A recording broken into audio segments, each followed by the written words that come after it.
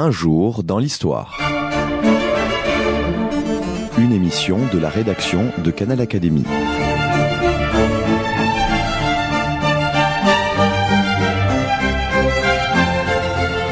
On retrouve Anne Jouffroy.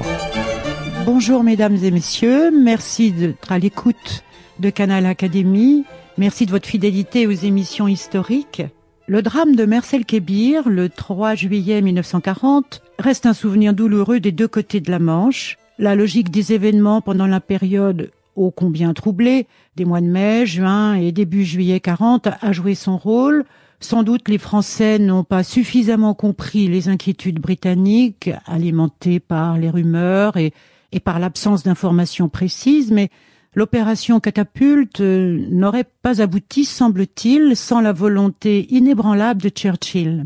Jean-Louis Crémieux-Brillac, correspondant de l'Académie des sciences morales et politiques, ancien résistant et membre de la France libre, historien de la Seconde Guerre mondiale, évoque pour nous le contexte, les pourparlers, le déroulement de l'attaque et les suites de la bataille de Mers-el-Kébir, avec le discours du général de Gaulle le 8 juillet. Monsieur, bonjour. Bonjour, madame. La flotte française est alors la 4e du monde, après la Royal Navy, l'US Navy et la marine japonaise, et elle fait grande impression en Europe.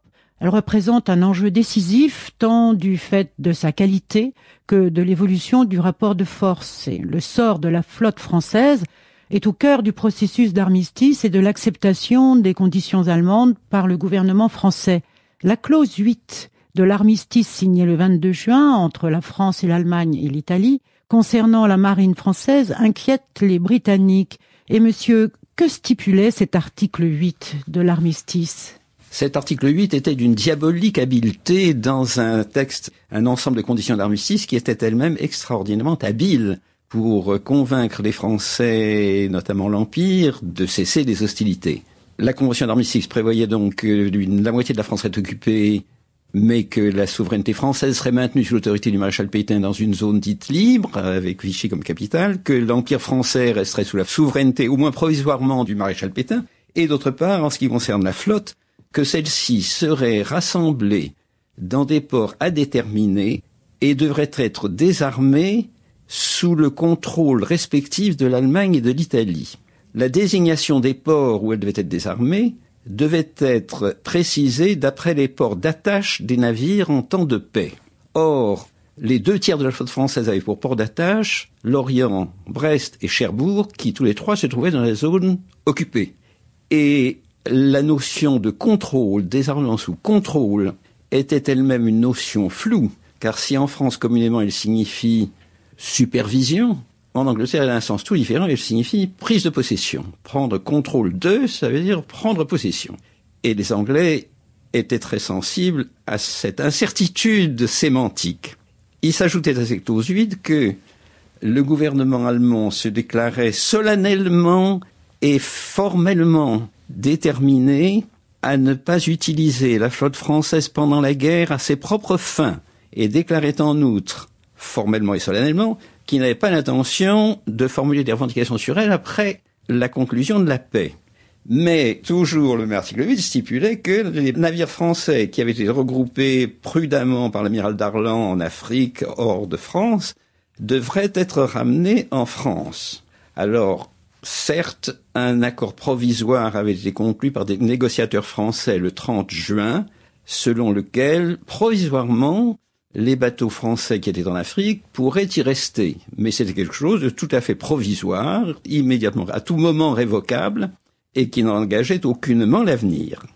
Le maréchal Pétain était résolu en tout état de cause à arrêter les hostilités, c'est pour ça qu'il a pris le pouvoir d'ailleurs, à accepter toutes les conditions d'armistice, et donc sans avoir tenu compte des objections anglaises qui se sont multipliées pendant la période des négociations, il a accepté que le 22 juin 1940 au soir, l'armistice soit signé, comme on le sait, dans la clairière de Rotonde. Quel intérêt Hitler avait-il à ne pas toucher à la flotte française ? Car apparemment, il promettait de ne pas toucher, mais... Hitler savait parfaitement que la flotte française était un enjeu grave entre la France, l'Angleterre et l'Allemagne. Churchill était décidé à poursuivre la guerre de toute façon. La force anglaise reposait essentiellement sur la Royal Navy et une aviation puissante mais petite. L'Angleterre n'avait plus d'armée, elle avait perdu son armée et plus de matériel. Si la flotte française tombait entre les mains des Allemands et des Italiens et s'ajoutait aux flottes allemandes et italiennes, la Royal Navy perdait sa supériorité numérique. La Méditerranée, considérait l'amirauté britannique, serait perdue et dans l'Atlantique même, les convois britanniques pourraient être attaqués non seulement par les sous-marins, mais par des navires de surface italiens, allemands ou français. Donc, cette importance de la flotte pour les Britanniques était quelque chose de capital. Pour le gouvernement de Vichy, d'autre part, la flotte et l'Empire étaient un enjeu également essentiel, car une garantie de la souveraineté, du maintien de la souveraineté française. Donc, de chaque côté, cette flotte française était considérée et objet d'une négociation si habile de la part des Allemands. C'était l'amiral Darlan qui était à la tête de la flotte française. L'amiral Darlan était à la tête de la flotte française. Non seulement il était à la tête de la flotte française, mais il avait dans le régime, dans les structures et la hiérarchie militaire française une position exceptionnelle. Il s'était fait nommer amiral de la flotte pour avoir l'équivalence de titre avec son homologue britannique. Et d'autre part, c'est lui véritablement qui avait fait cette flotte. Il en avait fait un instrument remarquable, c'est-à-dire en puissance la deuxième flotte d'Europe après la flotte britannique. Il y était attaché, c'était sa chose, et il est certain qu'il n'était pas disposé à la livrer ni aux Allemands, ni aux Britanniques. Donc il avait soigneusement refusé, pendant toutes les négociations d'armistice, de déférer au désir anglais de l'envoyer dans les eaux anglaises. Et d'ailleurs, il est clair que s'il l'avait fait, le risque pour le gouvernement de Bordeaux était de ne pas obtenir des Allemands des conditions entre guillemets raisonnable. Oui, c'est-à-dire que la métropole risquait d'en souffrir. Le fait que la flotte française soit confiée à l'Angleterre au moment de l'armistice et après, la France métropolitaine pouvait peut-être en souffrir, par réaction par les Allemands. Il est très plausible que si la flotte était envoyée dans les eaux britanniques, d'une part, l'Empire français aurait suivi. L'Empire français, vraisemblablement dans ce cas, se serait rallié aux Britanniques et serait resté dans la guerre. Si l'Empire français n'est pas resté dans la guerre, c'est parce que l'amiral Darlan a accepté que la flotte reste sous l'égide de Vichy.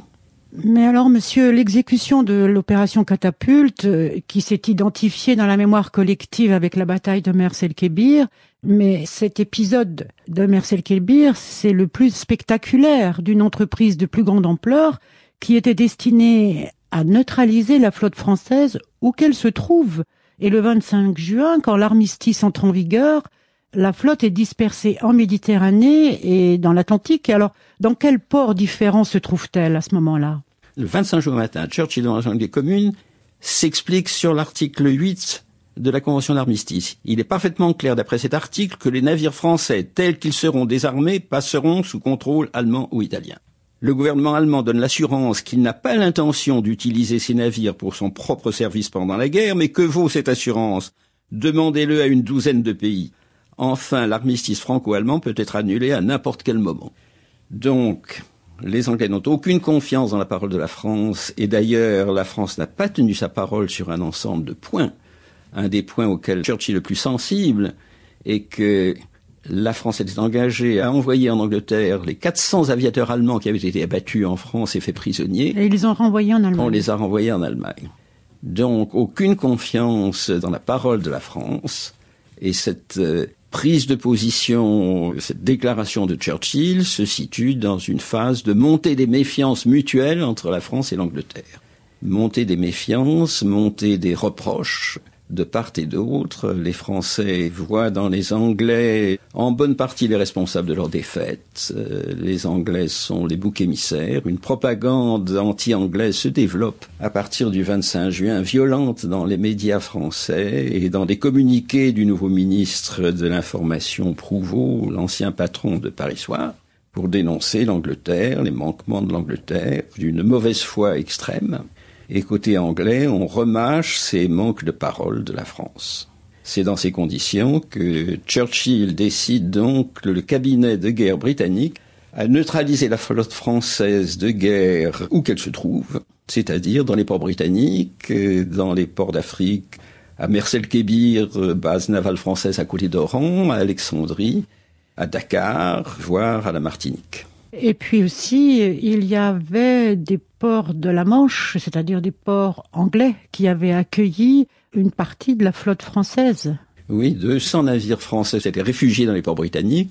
Il s'agissait d'un ensemble de navires de petit tonnage, puisque le plus important était un croiseur qui n'était plus capable de combattre et un contre-torpilleur qui allait être la fierté du général de Gaulle d'ailleurs par la suite. Mais je crois qu'il y avait le Surcouf, le sous-marin qui à l'époque était le plus gros du monde. Il y avait effectivement plusieurs sous-marins, dont le Surcouf qui était le plus grand, le plus puissant du monde. Donc nous avons vu que Churchill a décidé de mettre hors d'état de nuire la flotte de ses alliés de la veille pour les raisons dont on a parlé. Quelle est la position des États-Unis à ce sujet ? Les États-Unis, pendant cette période, ont soutenu intégralement le gouvernement britannique. Alors que jusqu'à juin, ils étaient parfois méfiants à l'égard des Britanniques et disposés à faire confiance davantage à la France. À partir du moment où le maréchal Pétain a pris les commandes et où s'est posée la question de la flotte, ils ont soutenu intégralement les Britanniques. La Grande-Bretagne était chassée du continent. La Grande-Bretagne était donc le dernier asile de la liberté face à Hitler. Il fallait à tout prix sauver la Grande-Bretagne et la soutenir par tous les moyens. Oui, parce qu'après tout, Roosevelt pouvait penser que si l'Allemagne parvient à mettre la main sur les flottes européennes, sa prochaine cible pourrait être celle des États-Unis. Et qu'après tout, c'est normal qu'il soit acquis à l'idée d'une neutralisation de la flotte française dans ce cadre-là. Donc, ce que j'aurais voulu qu'on voit, c'était quels étaient les hommes qui ont été devant la scène à Mers-el-Kébir. Il y avait le vice-amiral Somerville, qui était commandant de la flotte anglaise de Méditerranée occidentale, et puis l'amiral Pound, lui, premier lord de l'amirauté. Non, il n'y était pas. Il n'y était pas, mais c'est lui qui décidait depuis Londres. C'est lui qui décidait depuis Londres, c'est-à-dire c'était lui en plein accord avec Churchill et qui transmettait les consignes de Churchill. Mais c'est lui qui transmettait les ordres. Et Somerville était à Gibraltar ? Somerville était à Gibraltar où ordre avait été donné le 28 juin de rassembler une flotte qui donc devait intervenir le 3 juillet pour l'opération Catapulte. L'opération Catapulte doit être mise en œuvre dans les divers groupes dont on a parlé. Oran, Mers-el-Kébir, c'est une base importante. Mers-el-Kébir est une base navale qui est devenue très importante. Dans les années 30, il a été décidé en effet d'y développer à côté d'Oran la plus puissante base française navale d'Afrique du Nord. Parce que c'était une bonne situation par rapport à la Méditerranée et partant vite, on peut aller aussi en Atlantique. À la fois, oui, parce que la situation géographique de Mers-el-Kébir à côté d'Oran paraissait très favorable aux politiques français et aux marins français, Bizerte étant trop éloigné de l'Atlantique et Mers-el-Kébir offrant à la fois la possibilité de contrôler la Méditerranée occidentale et d'accéder très rapidement à l'océan et d'y replier éventuellement la flotte de l'Atlantique. Oui, et puis il y avait aussi le fait que l'aviation italienne était hors de portée. Mers-el-Kébir était hors de portée de l'aviation italienne et d'autre part, on avait prévu de développer des batteries et une défense du port dont les travaux étaient en cours depuis 1938. Mais on verra bien sûr que c'était une rade inachevée et que les défenses n'étaient pas tout à fait, elles non plus, achevées, mais on verra qu'elles ont toutefois été assez performante pour protéger les navires français pendant ce quart d'heure abominable. Donc nous voyons comment se sont passées les négociations et qui sont, on a commencé à parler des hommes tout à l'heure, du côté français, qui est le vice-amiral Gensoul. Le vice-amiral Gensoul qui commande donc la flotte française réunie à Mers-el-Kébir est le numéro 4 dans la hiérarchie navale française. C'est un homme qui n'est pas du tout anti-anglais, qui parle anglais, qui est marié à une Anglaise apparentée au duc de Wellington, et qui, d'autre part, connaît personnellement le capitaine de vaisseau Holland qui lui sera délégué par les Britanniques pour négocier avec lui, qui a de l'estime pour lui et qui lui a rendu hommage à plusieurs occasions. Donc on peut espérer, on aurait pu penser que les négociations se dérouleraient vers une transaction, d'autant que l'amiral Somerville britannique lui-même et le capitaine de vaisseau Holland étaient francophiles, désireux d'éviter une épreuve de force avec les Français, l'avaient fait savoir à Londres, et que tout au long de la négociation, au cours de la journée du 3 juillet, ils ont pris toutes les précautions de langage pour ne pas offenser les Français. Ils avaient reçu l'ordre de régler l'affaire en 6 heures. En réalité, de délai en délai, elle a duré toute la journée. C'est seulement après 11 heures, à 6 heures du soir, 7 heures du soir, que le combat a été engagé. Mais j'ai toujours entendu dire qu'il y avait eu des erreurs psychologiques. C'est obligatoire d'ailleurs dans un sujet aussi brûlant. Les erreurs psychologiques des deux côtés, vous l'aviez évoqué tout à l'heure. Cet ultimatum, parce que c'est comme ça que le vice-amiral Gensoul a considéré la présentation des demandes anglaises comme un ultimatum. À quoi correspondait-il ? Dès 6 heures du matin, lorsque les premiers bateaux anglais sont arrivés devant Mers-el-Kébir, ils ont envoyé un message en optique à l'amiral Gensoul pour lui indiquer des conditions, c'est-à-dire ça se présentait comme un ultimatum en effet. Conditions qui étaient, au nombre de 3, de se joindre à l'Angleterre pour continuer la guerre, accepter de quitter Mers-el-Kébir pour se rendre dans les eaux anglaises et être désarmé, ou partir pour être immobilisé à la Martinique aux États-Unis. Il est certain que la première présentation était sous une forme schématique et réduite, est assez brutale. Mais par la suite, l'amiral Gensoul, qui a très mal pris la chose, a de son côté fait preuve d'une rigidité sans nuance, refusant d'abord de recevoir le capitaine de vaisseau Hollande jusqu'à 2h30 de l'après-midi. Oui, parce que malgré l'amitié qu'il pouvait avoir eue entre les deux hommes, il y avait quand même une différence de niveau dans la hiérarchie militaire. Et se faire envoyer un ultimatum par un capitaine de vaisseau alors qu'on est soi-même vice-amiral, c'était choquant. Non, ça ne devait pas être considéré comme choquant, étant donné que les conditions étaient présentées au nom du gouvernement britannique et de l'amiral Somerville, que d'autre part, le capitaine de vaisseau Hollande commandait l'Ark Royal, une des plus grandes unités britanniques. Un porte-avions. Un porte-avions, il avait été attaché naval à Paris, et donc dans la hiérarchie britannique, c'était une certaine hypocrisie de la part de l'amiral Gensoul de s'offusquer que ce ne fut pas l'amiral britannique lui-même qui vint discuter en tête-à-tête avec lui. Ainsi, un compte à rebours est enclenché pendant toute la journée du 3 juillet. Et en fait, quelles sont les forces en place, les bâtiments français, qui sont à Mers-el-Kébir ? Il y a à Mers-el-Kébir 4 bâtiments puissants, 2 croiseurs et 2 cuirassés, dont un qui est déjà ancien mais un tout à fait moderne, 6 contre-torpilleurs, donc c'est une force puissante. La force anglaise n'est pas en nombre supérieur, mais elle est armée de canons à plus longue portée et de calibre supérieur, ce qui leur donne dans un combat naval sans aucun doute une supériorité. Oui, parce qu'en fait, les bâtiments français avaient commencé déjà à être démilitarisés en raison de l'armistice. Les bâtiments français n'étaient pas démilitarisés, mais ils étaient au mouillage, la plupart feu éteint, c'est-à-dire dans une situation difficile. Le nom de ces cuirassés est important à donner parce que il y a la Bretagne, la Provence, et puis 2 croiseurs de bataille, le Dunkerque et le Strasbourg, parce que le Strasbourg, on sait que lui seul pourra appareiller pour Toulon et il arrivera avec les contre-torpilleurs le 4 juillet au soir sous les hurrahs de la rade toulonnaise. Mais il y avait aussi un porte-hydravion, je crois. Il y avait un porte-hydravion, effectivement. Qui, lui, n'a pas bougé. Il était à l'écart. Curieusement, il n'a pas été atteint. Mais le Dunkerque et le Strasbourg étaient des croiseurs puissants, modernes et puissants, dont le général de Gaulle parlera d'ailleurs en évoquant le cher et grand Dunkerque. Donc les négociations, on le sait, malheureusement, ont été impossibles pour Mers-el-Kébir. Et le feu s'enclenche pendant à peu près un quart d'heure, on va dire entre 17h55 et 18h10. Comment ça s'est passé ? Mais curieusement, il semble que le capitaine de vaisseau Hollande ait cru qu'un arrangement serait possible. Il a espéré. Il a espéré et cru fermement, les témoignages sont tout à fait clairs à cet égard, il a cru fermement qu'il serait possible d'obtenir de l'amiral Gensoul que les bateaux soient immobilisés sur place, soit par sabordage, soit par sabotage des machines susceptibles de les immobiliser pendant au moins 1 an. Ce qui était une des indications que le gouvernement britannique acceptait. Est-ce que l'amiral Gensoul a vraiment, comme certains de ses officiers l'ont dit, envisagé sérieusement une telle possibilité ? Pour ma part, je ne le crois pas. Rien ne l'indique.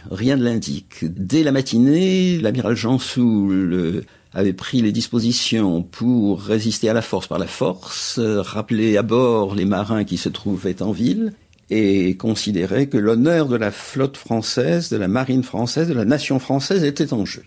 Donc une attitude extrêmement raide. Mais ce qui a déclenché et mis le feu aux poudres, c'est que Vichy a donné ordre à toutes les forces françaises à proximité de venir en renfort à Mers-el-Kébir. Le message, qui était en clair, a été intercepté par les Britanniques, et Londres, à ce moment, a donné ordre de passer à l'action sans attendre qu'arrivent les renforts français.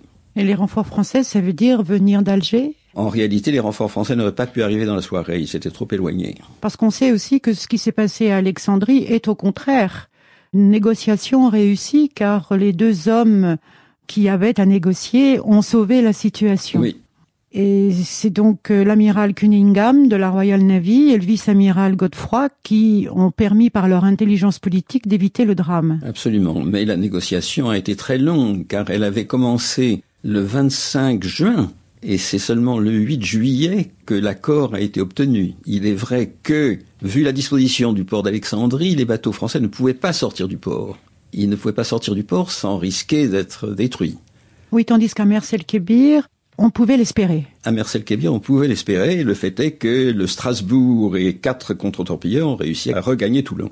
Donc l'épopée du Strasbourg, parce que c'est une épopée. Ah, c'est absolument. Le Strasbourg arrive sans trop de dommages à appareiller, et puis en 24 heures, il est à Toulon.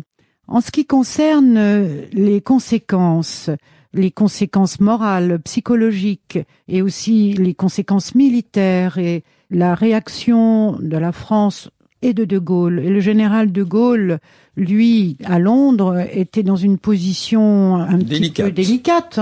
Il a fait son discours le 8 juillet parce qu'il avait délibérément choisi, par sagesse, de laisser passer quelques jours afin que ceux qui l'écouteraient ne soient pas entièrement sous le choc de la tragédie qui venait de se produire. Et à lui-même, il lui fallait surmonter sans les taire les passions que ce drame ne manquait de soulever. Alors qu'a-t-il dit ? Comment a-t-il réagi ? D'abord sur le plan privé, ce qu'on peut en savoir, et puis aussi officiellement. Le général de Gaulle avait sur la question une position nuancée. Moi, je l'ai entendu en novembre me dire que jamais l'amiral Darlan spontanément n'aurait livré la flotte. Mais il y avait l'article 8, naturellement, qui aurait pu permettre aux Allemands de mettre la main sur la flotte. Et d'autre part, il a dit que s'il avait été dans la position de Churchill, il aurait fait la même chose. En même temps, il considérait sans aucun doute, et il l'a dit dans son discours, que cet incident, cet épisode était odieux et déplorable. Et son allocution du 8 juillet est une allocution qui est à la fois très ferme et très habile. Il considère l'opération comme odieuse et détestable. Les navires d'Oran, dit-il, étaient hors d'état de se battre. Leur destruction n'est pas le résultat d'un combat glorieux, mais en même temps, il rejette la responsabilité sur Vichy.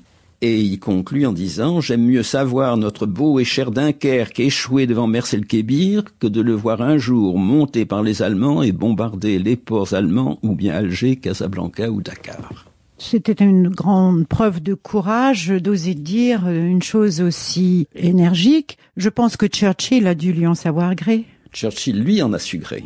Et a dû soutenir la position du général de Gaulle en comprenant que lui aussi, le général de Gaulle, voulait mener la guerre jusqu'au bout, parce qu'en fait, c'était ça que Churchill voulait montrer aux yeux du monde entier, non ? Qu'il était décidé à mener la guerre jusqu'au bout. Ah, il faut voir que l'affaire de Mers-el-Kébir, à côté de son aspect purement militaire, a un aspect politique de première importance. Hitler souhaite faire la paix avec les Anglais, il propose des conditions, il propose à plusieurs reprises, directement et indirectement, des conditions de paix aux Anglais qui seraient de ne rien leur demander, de laisser l'Empire anglais intact et la flotte anglaise intacte. D'autre part, il y a en Angleterre tout un clan des appeasers qui souhaiteraient faire un accord avec l'Allemagne et qui sont influents au sein du Parti conservateur. Mers-el-Kébir signifie à Hitler que, quoi qu'il puisse proposer, il est résolu à ne reculer devant rien pour lui résister.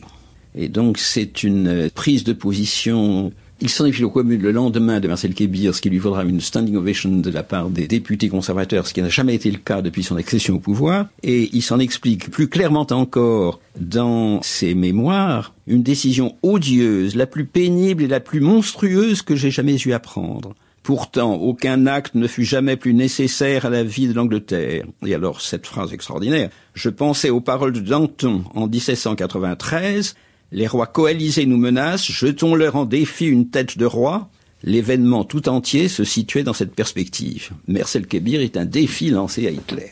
Et c'est aussi un défi lancé à toute une population, par exemple la France, vous l'avez dit, et puis aussi les Français peut-être un petit peu moins inclins à aller relier le général de Gaulle, parce que l'Angleterre semblait presque une nouvelle ennemie.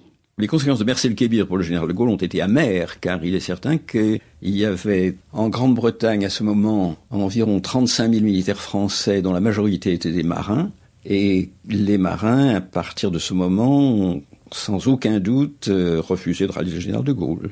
L'opposition des officiers de marine a été féroce contre le général de Gaulle, insultante à son égard, violente à l'égard de la marine britannique, et la mémoire que les cadres de la marine française, les amiraux français ont gardée de Marcel Kébir a été ineffaçable pour une génération. C'est une cicatrice et une offense atroce, en même temps considérait-il qu'une félonie. Vous aviez vu le général en novembre ? En novembre 1942, au lendemain du sabordage de Toulon. Oui, le sabordage de Toulon, c'est encore une autre façon de perdre la flotte. Mais que disait-il à ce moment-là, général, au sujet de la flotte et de l'épisode de Toulon ? Au lendemain du sabordage de Toulon, le général de Gaulle, avec qui j'ai eu l'honneur de déjeuner précisément ce jour-là, considérait que c'était une catastrophe pitoyable, disait-il. Il y a un officier de marine qui était avec nous et qui lui a dit « Mais le maréchal Pétain aime les Français ». Il a répondu « Le maréchal Pétain aime trop les Français et pas assez la France ». Monsieur, vous, en juillet 40, vous étiez dans un naufrage en Allemagne. Et quelle fut la réaction de vous-même et des autres militaires qui vous entouraient ? Écoutez, cette réaction peut sembler curieuse parce que le traumatisme causé par Marcel Kébir a été très fort en France. La propagande anti-anglaise s'est développée d'une façon violente pour culminer en 1944, mais dans un camp de prisonniers, et je crois que ça a été la même chose dans l'opinion française, populaire d'ailleurs, il n'y a pas eu une crise d'anglophobie. Les Allemands ont fait coller dans le camp où j'étais un peu partout une affiche représentant un marin français en train de se noyer, s'accrochant au drapeau français, avec pour légende « Souviens-toi d'Oran ». Or, dans ce camp où il y avait 4000 officiers français, il n'y a pas eu de réaction, ou très peu, très faible. En tout cas, pas une poussée d'anglophobe. Il est vrai que les cerveaux étaient laminés par la défaite qui venait de survenir, mais c'était considéré comme une péripétie peut-être marginale. Eh bien, monsieur, je vous remercie beaucoup de votre venue dans notre studio et j'espère que nous aurons l'occasion de vous recevoir à nouveau. Au revoir, monsieur Crémieux-Brillac. Merci. Merci.